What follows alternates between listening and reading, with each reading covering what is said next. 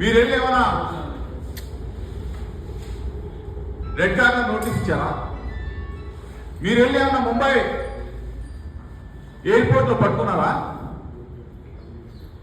దుర్మార్గంగా అతను గన్నవరం ఎయిర్పోర్ట్ లో దిగితే మీరు రెడ్ కార్పెట్ స్వాగతం చెప్పి అతన్ని రాసమర్యాదతో తీసుకెళ్లి విచారణ జరిపి కోర్టులో హాజరుపరిచి రిమాండ్ రిపోర్ట్ సబ్మిట్ చేశారు.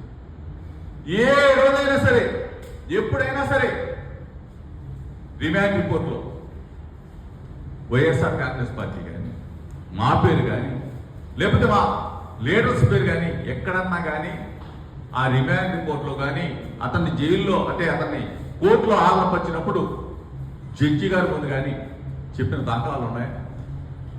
ఇవన్నీ కూడా ప్రీ ప్లాన్డ్గా పరస్పర సహకారంతో మీరు వాడు చేస్తున్నారే.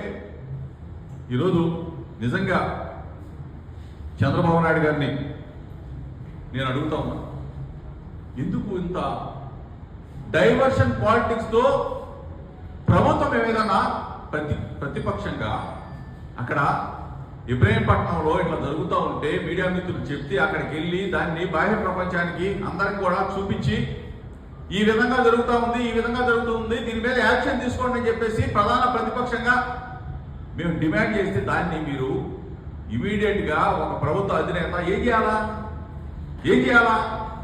ఇది ఎక్కడ జరుగుతూ ఉంది, ఏ ఊళ్ళో జరుగుతూ ఉంది, ఇంత వ్యవస్థని ఏ విధంగా 16 నెలలుగా కళ్ళు